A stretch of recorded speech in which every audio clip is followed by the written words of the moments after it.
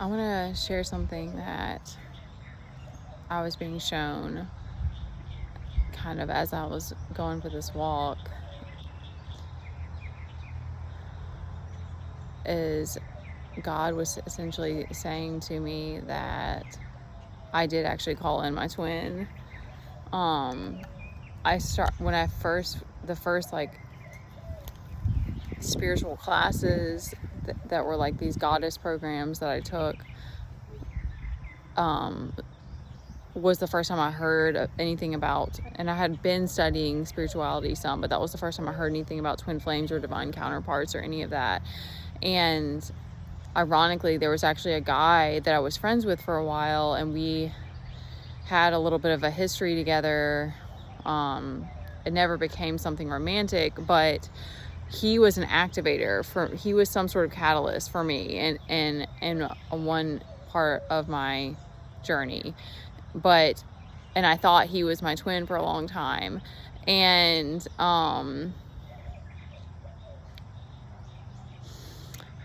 we probably do have multiple people that like are these like strong mirrors for you. But what was being shown is that it's like I asked for, I remember, because I said it firmly. I remember having this whole, I remember I was ready to walk away from my mom, and I actually ended up having to like cut, it had to be, and even afterward, the energetic cords, like you're still having to cut these cords, but, and get them out of your head and stuff like that. But,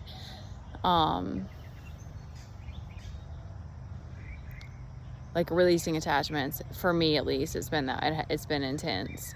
I remember speaking to her that it was like I felt like I was being triangulated by my family, and that I wanted sovereignty, and I wish I could remember all the things I said, but I said it very firmly. And I remember my mom saying, like, you get both sides, and y'all, I've spoken my truth to my mom multiple times and stuff. So that's the other thing that's wild, is it's like, it's just when in one ear out the other with people who don't want to hear it, or they just, I don't know all the reasons. So that's the other thing, is that God has to kind of expose these things in time, like when you're ready for it.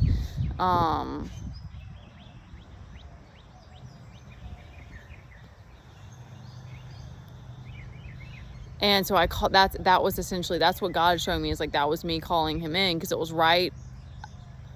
That's crazy. I don't know. I don't remember the time frame. But that's when all this like mirroring stuff has been happening. And that's how it is with a true twin, is that,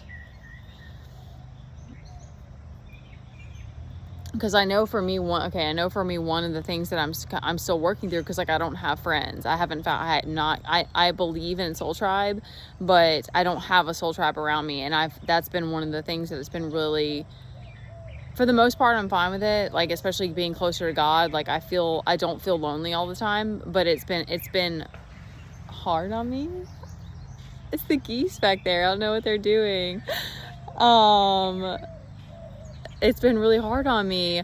And but I dealt with this sort of like Jezebel energy, and I have all these trust issues, like, you know, being in the situation that we were in, where it was like my mom was like the only person in my life. She was the only security. And then the way things ended, it was just so intense and dramatic that it was like I was been in this space of like, I don't trust anyone. So that's been reflected to me with all of these accounts and stuff, because it's like he's mirroring that for me, of like, you don't trust me, so I'm going to show up as untrustworthy, essentially. Like, that's how I see it now. Like, I felt this very deep pain and animosity and just hurt about it for a long time. But now I'm like, I still love him. I'm still like grateful for all of it, because it's like, that's the thing that God keeps showing me, is that it's like, there is no greater like gift to be given than a mirror that helps you to be sovereign, like a mirror that helps guide you back to your wholeness. And that's what your twin does, because it's like it's interesting, because it's so interesting, because you just see how the divine literally like has this like,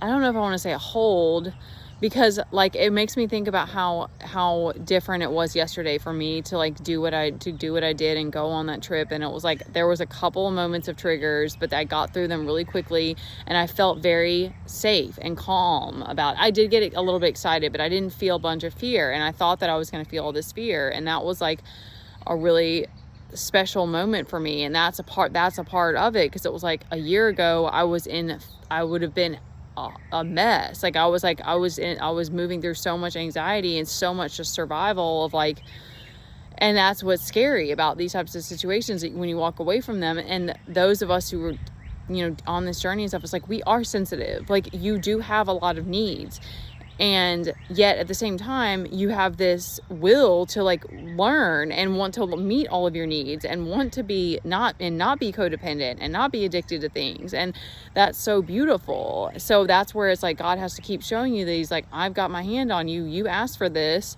You kept seeking truth. Like for me, like I was doing all of this. I became obsessed with learning about all these things.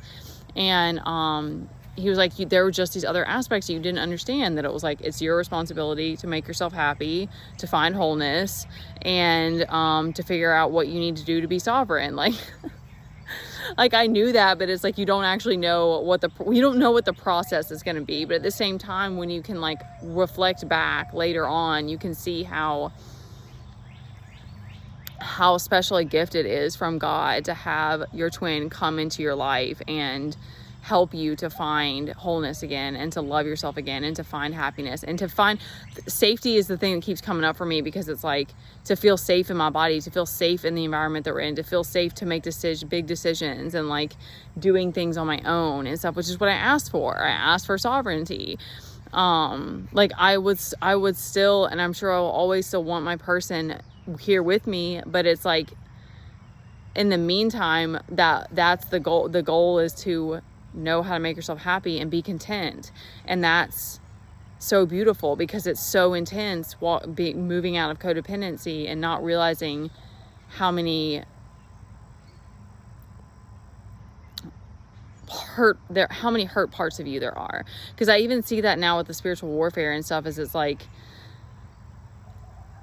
I think in general, like the spiritual warfare that we go through is all of the parts of us that are the weakest, or that, and it doesn't make it still is like hard and intense, and it feels like a battle sometimes, but it's like, it's really these, and that's what I'm learning through this mirror exercise. I recommend that book to anybody, to anyone, because I think it's interesting that it says even finding your twin flame, because I'm like, this is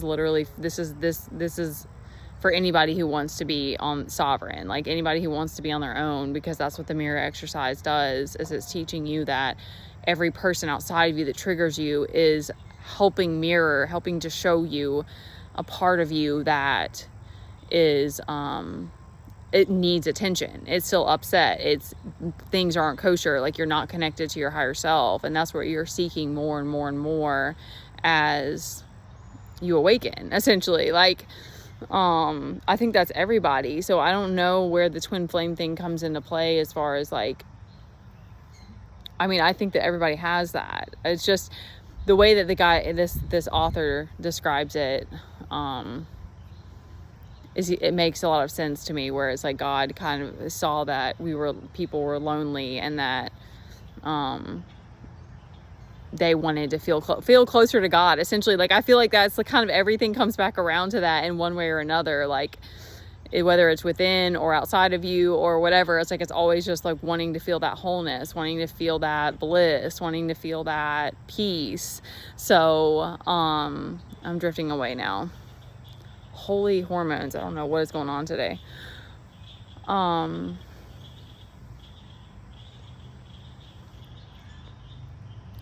That's where when you can start to see the ways that it's like, what it really comes with when you ask for growth and sovereignty, what that really means. And yet at the same time, that to me, it speaks to the fact that God was right there. He was like, all right, you want sovereignty? okay? Like, because you don't ask for something like that until you're ready for it, because it's like, I didn't even know, but there was a point in time I didn't know of codependency. I didn't know I had unhealthy attachments. Like, I was definitely, I've always been free-spirited, so I always was like good doing things on my own, and I didn't need to have do things with a bunch of people and stuff. But regardless, until you realize that you have unhealthy attachments, you don't know until you know. So I had already started digging into all of this and trying to figure it out. And so when the time is right, it's like you come into contact with your twin so that they can keep reflecting to you. It's one of those, because it's like with my son too, it's like when triggers come up with him, it's the same thing. It's just, let me see if there's any reason why.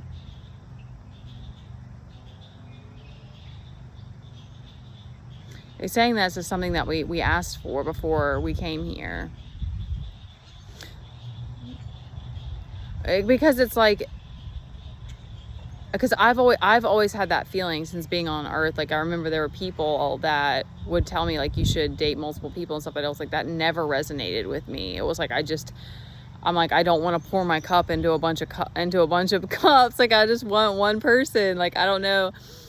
I did like, I was very non-committal for a little period of time, but I still dated like one person at a time. So I just always found that interesting. That was like, guys would like to, you know, talk to multiple women and stuff. And I was just like, why? Like, what? I don't know. So it just never, the promiscuous thing. I mean, I see the appeal, but like, I think there's something to that, because it's like, I really want loyalty and stuff like that. So it's like, it all kind of goes together of like, you just get more and more where you prioritize your peace and your well-being, which all goes together of like doing this inner work. And then you're like, I really only want to be with my one person, because I know that they're going to reflect like harmony back to me. They're going to show me where they show you exactly where you're out of alignment. And it's one of those, like, you just see it for what it is, and you're just, it's miraculous, and you're like, wow, okay, there is a divine design to everything. Like, it's mind-blowing. And you don't get the good without the bad. Like, you just don't, you can't have it. You can't have your cake and eat it too. I would say, I'm going to end it now, but I was like, I would say you can have your cake and eat it too, but you have to like, they're saying enjoy the cake. Yeah, you have to like be okay with whatever flavor cake it is. Because I'm gonna seriously stop. But I think it's funny because a lot of people who actually are there are only a few people I know who are in union, but they always say that it's not exact. Your person is not exactly what you think they're gonna be, but that just makes it that much more special, because it's like you don't get exactly what you imagine, but it's something better than you imagine, kind of thing. Like, it's something that you didn't, you thought you wanted, but you didn't actually want. All right, that's it.